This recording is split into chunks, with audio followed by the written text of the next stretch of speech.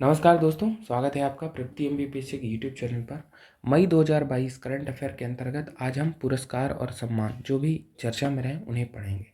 इसमें सबसे पहली बात अंतर्राष्ट्रीय बुकर पुरस्कार इंटरनेशनल बुकर प्राइज 2022 के बारे में है, जो साहित्य के क्षेत्र में दिया जाता है और हाल ही में चर्चा में क्यों रहा है, क्योंकि भारतीय लेखिका गीतांजलि श्री को उनके उपन्यास रेत समाधि टॉम्ब ऑफ सैंड के लिए अंतर्राष्ट्रीय बुकर पुरस्कार दिया गया।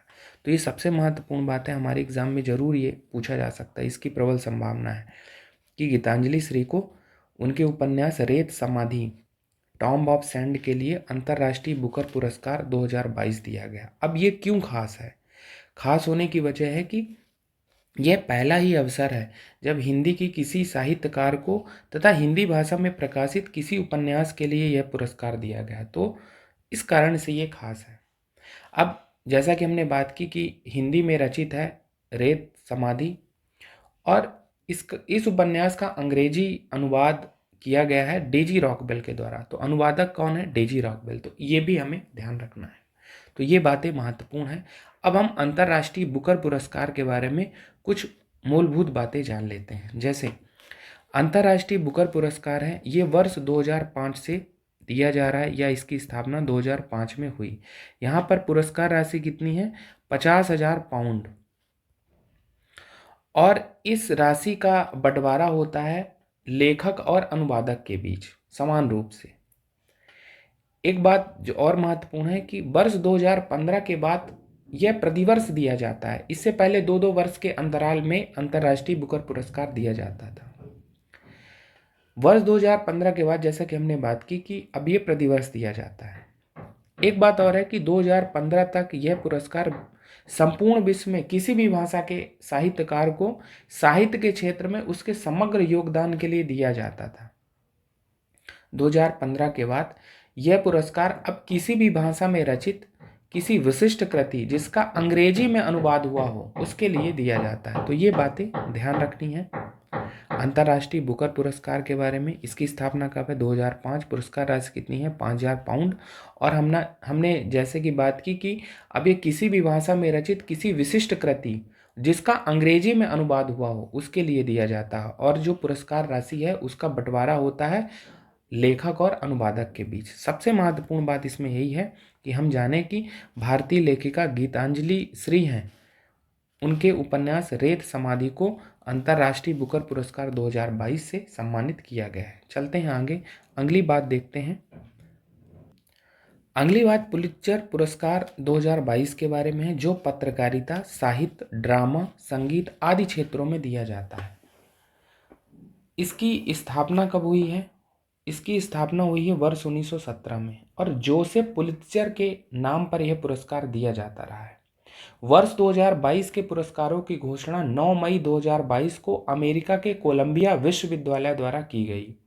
यानी 2021 में जो भी परफॉर्मेंस रही उनके आधार पर वर्ष 2022 का ये पुलित्जर पुरस्कार दिया गया है। तो ये कुछ मूलभूत बातें थी। अब जो हमारी एग्जाम में ज़्यादा संभावना है पूछे जाने की, उन्हें हम देख लेते हैं। हालांकि पुलित्जर पुरस्कार पत्रकारिता में जनसेवा, breaking news reporting, investigating reporting, इन सब के लिए दिया जाता रहा है। तो ज़्यादा महत्वपूर्ण बातें जो हैं हमारी एग्ज़ाम में पूछी जा सकती हैं उनको हम यहाँ देखते हैं।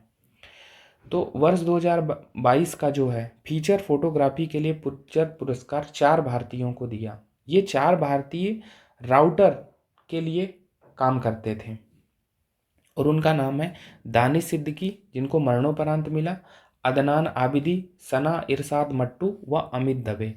अब इन्हें यह पुरस्कार भारत में कोविड-19 महामारी के दौरान हुई मौतों को सामने लाने हेतु दिया गया है।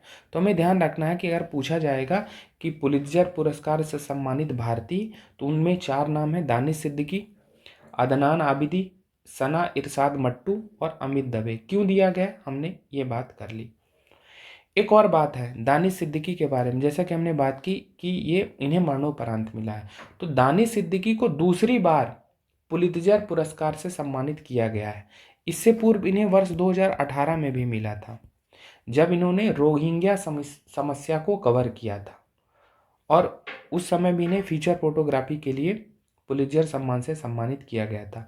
दानिश सिद्दीकी की मृत्यु जुलाई 2021 में अफगान व तालिबानी सेना के बीच संघर्ष कवर करने के दौरान हो गई थी। तो हमें ये ध्यान रखना है। महत्वपूर्ण बात यही है, भारतीयों के बारे में जाने। अगर हम इसमें कुछ और बातें जाने तो जन सेवा के लिए जो पुलित्जर पुरस्कार है वो वाशिंगटन पोस्ट को दिया गया है। इसने 6 जनवरी 2021 के अमेरिका के कैपिटल हिल पर हमले की रिपोर्टिंग की थी और उसी के लिए वाशिंगटन पोस्ट को जन सेवा के लिए पुलित्जर पुरस्कार दिया गया है। लेकिन ज़्यादा महत्वपूर्ण तो यही है कि भारत से संबंधित जो भी करंट अफेयर है पहले हम उसे कवर करने की कोशिश करें। तो पुलित्जर पुरस्कार के बारे में बातें ध्यान रखना है। आगे चलते हैं। अगली बात WHO के ग्लोबल हेल्थ लीडर अवार्ड से संबंधित है, जो कि भारत की आशा कार्यकर्ताओं को दिया गया है। तो अगर पूछा जाएगा कि भारत की आशा कार्यकर्ताओं को कौन सा पुरस्कार मिला है, तो WHO का ग्लोबल हेल्थ लीडर अवार्ड। आशा कार्यकर्ताओं के बारे में कुछ बातें जान लेते हैं। तो आशा का फुल फॉर्म है एक्रेडिटेड सोशल हेल्थ एक्टिविस्ट, मान्यता प्राप्त सामाजिक स्वास्थ्य कार्यकर्ता।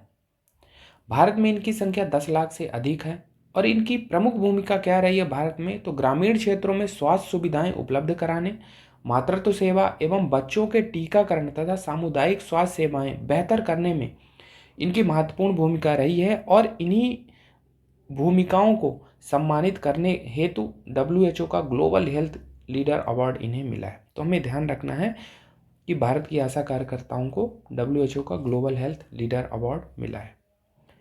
अगली बात टेम्पल्टन पुरस्कार, टेम्पल्टन प्राइज 2022 के बारे में है, जो कि फ्रैंक विल्चेक को मिला है। फ्रैंक विल्चेक को वर्ष 2004 में भौतिकी का नोबेल पुरस्कार भी दिया गया है।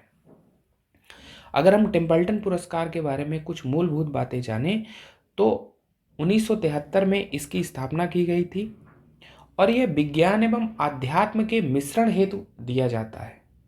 यानी कोई भी ऐसी खोज है, कोई भी ऐसी जानकारी है, ज्ञान है जो विज्ञान और अध्यात्म को आपस में जोड़ती है, उसके योगदान को सराहने के लिए दिया जाता है।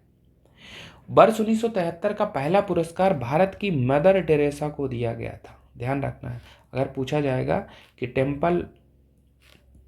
टेम्पल्टन पुरस्कार किसे दिया गया है, तो भारत की मदर टेरेसा को पहला दिया गया।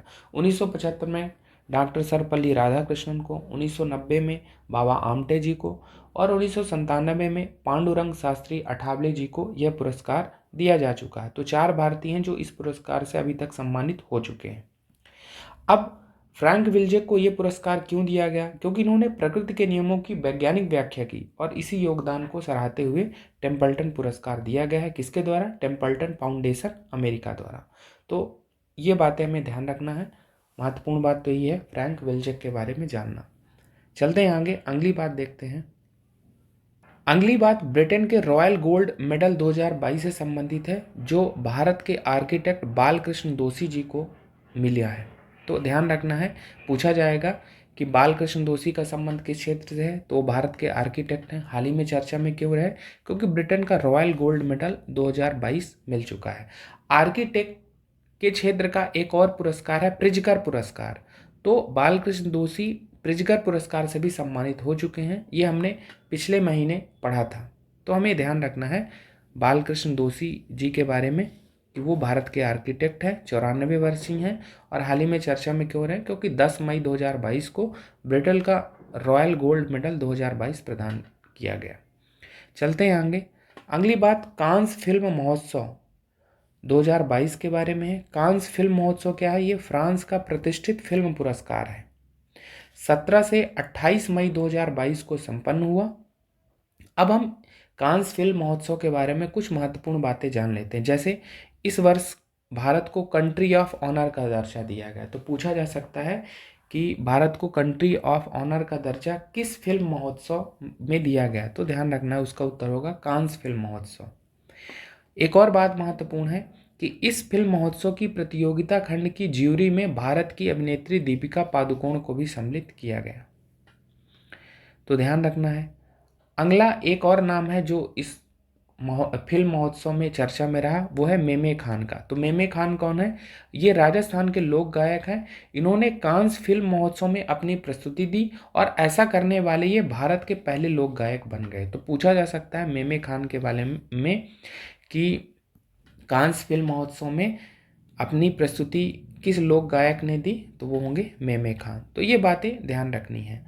तो कांस फिल्म महोत्सव के बारे में ध्यान रखना है। तो आज की क्लास में हमने कुछ महत्वपूर्ण पुरस्कार और सम्मान जो मई 2022 में चर्चा में रहे उनके बारे में पढ़ा। तो आज की क्लास फिलहाल इतना ही। धन्यवाद।